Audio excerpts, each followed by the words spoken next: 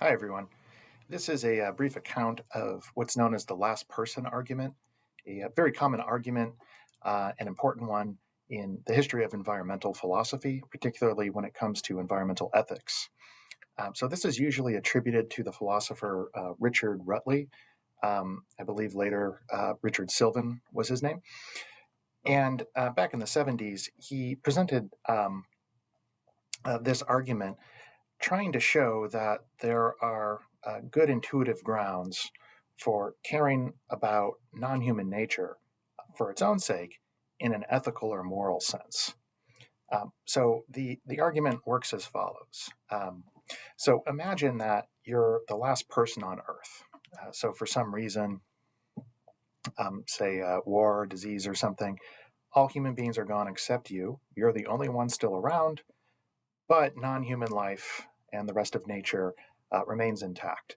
So we still have animal and plant species and microbial life, and all that's doing fine. It's just humanity that's done for as soon as you pass away, right? So since you're the last person, there is no opportunity for preserving the species for reproduction. It's just you, and then that's it.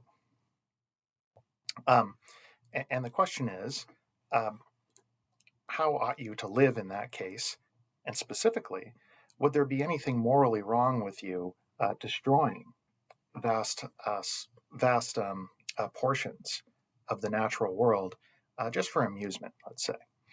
So maybe you stumble upon a nuclear weapon silo or something like that, and you can push the button if you want, just for fun, and it'll destroy some ecosystems around the world, devastate non-human species. You could even cause mass extinction on some continent or something like that. Um, but you would be fine, right? So let's say you have some nice bunker to live in, so that even if the fallout reaches your vicinity, you're good, you're happy, you're not going to harm yourself. Clearly, this will cause great harm to non-human species and will cause severe damage to non-human ecosystems and other natural objects. But it won't harm human beings. So because there will be no humans in the future, and because there are no other ones in the present except for you, and you're fine, you're not harmed by this, it's not the case that your actions could possibly, in any future scenario, cause harm to human beings. For the same reason, there's no possibility that your actions could result in injustice for human beings, for the simple fact that there won't be any. We're all going to be dead soon.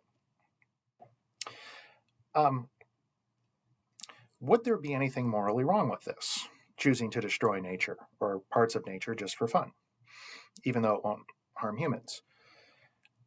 And Rutley argues, yes, it would be wrong, and most people agree with him. So most people that I've asked over years of teaching this, I can't think of a single exception.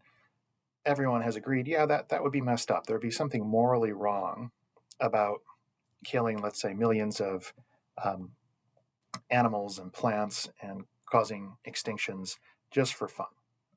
You ought not to do that. Ethically, it would be wrong. But Rutley points out that most traditional theories of ethics, at least in Western philosophical and religious traditions, would seem to imply that it's fine to push the button and to destroy nature.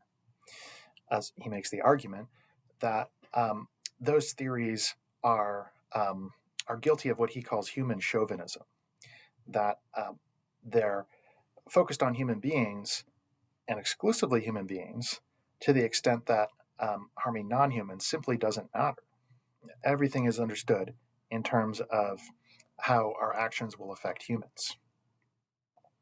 Now, this might not be true, especially with theories like utilitarianism, which seem to acknowledge that the suffering of animals, at least, is bad. That might be an exception. But let's put that to the side and just assume for a moment that he's right, that these traditional theories of ethics would entail that destroying nature as the last person on Earth would be permissible. It would be fine for you to do that. Well, he thinks this shows that there must be a problem with those traditional theories. They must not be right because everybody clearly perceives that it would be wrong to destroy nature in that case. Um, as I said, I've never met anyone who would just bite the bullet and say, it's fine to destroy nature. Who cares? Doesn't affect humans, so it's okay. Nobody wants to say that. So Rutley infers from that, well, it's wrong in some cases to harm non-human natural entities, but traditional theories can't account for that, so there must be something wrong with those traditional theories of ethics. And he concludes we need a new way of thinking about ethics, what he calls an environmental ethic. So this would involve some form of moral concern for non-humans for their own sake, not simply because of how, say, harming non-human species would end up affecting us as humans. That is one thing we care about, of course, but it can't be the only thing, because as the last person example shows, Rutley argues at least, as that example shows, there's something wrong, at least in some cases, of just causing harm to non-humans. And it's wrong simply in virtue of that harm, and not because of how it affects us, because remember, in the last person example, there are no other humans who can be affected in negative ways by our actions. So if there's something wrong with pushing the button and destroying nature, it must be because, in that case, it's wrong because of what it does to the non-humans themselves. So this is an interesting type of argument. It's based on this thought experiment and an appeal to intuition. So you might object to that and say, well, how do we know that that intuition, that pushing the button would be wrong, how do we know that that's actually true? How do we know that that's actually clues us into what's morally right? So that's one way you could critique the argument. Another, as I alluded to a few moments ago, is simply to reject his claim that traditional ethical theories have been chauvinistic in favor of humans. Again, the example of utilitarianism is one that comes to mind. So 19th century utilitarians often recognized that the suffering of non-human animals was a bad thing, and that we have moral reason not to do that, simply because they thought the suffering itself was bad, regardless of what kind of creature experiences it, human or non-human.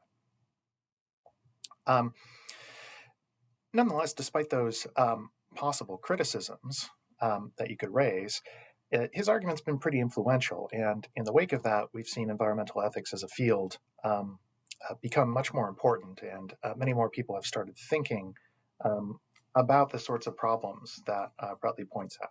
So he wasn't necessarily the first environmental philosopher, but certainly one of the earliest, and this last person argument has been influential and has inspired people to look for other approaches to ethics.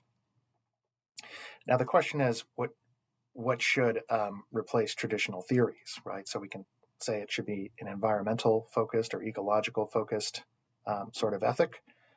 That's fine, but what form does it take? And there are many ways of approaching this. So one common approach in the immediate wake of Rutley's argument, so into the 80s and the 90s especially, it was assumed that if his argument is sound, then non-human nature must have intrinsic value.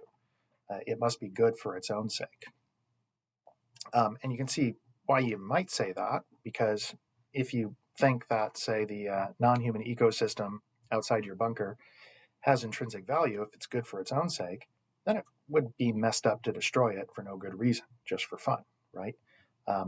It would be like smashing a wonderful work of art, right? You just shouldn't do that. There's something wrong about it, even if it doesn't end up harming anyone else. But that's not the only way appealing to intrinsic value. There are other approaches. So, for example, the philosopher John O'Neill has pointed out that you might take an Aristotelian approach,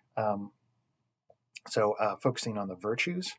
And you might argue, for example, that a virtuous person, somebody who had decent character traits, just wouldn't want to destroy things for fun. They wouldn't cause massive harm simply because that's not what a virtuous person would do.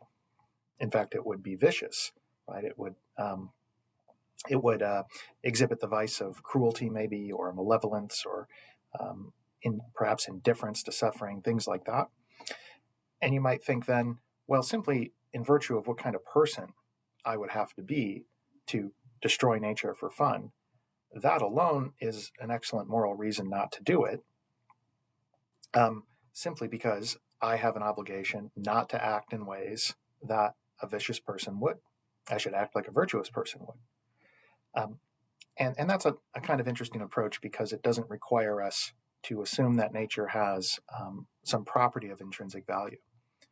It might, and you can still go that route, but it is possible to accept Routley's conclusion without assuming or without holding the view that nature has intrinsic value in some sense. Okay, there's a lot more that could be said about that, but that's just a brief overview of the argument. Thanks for watching.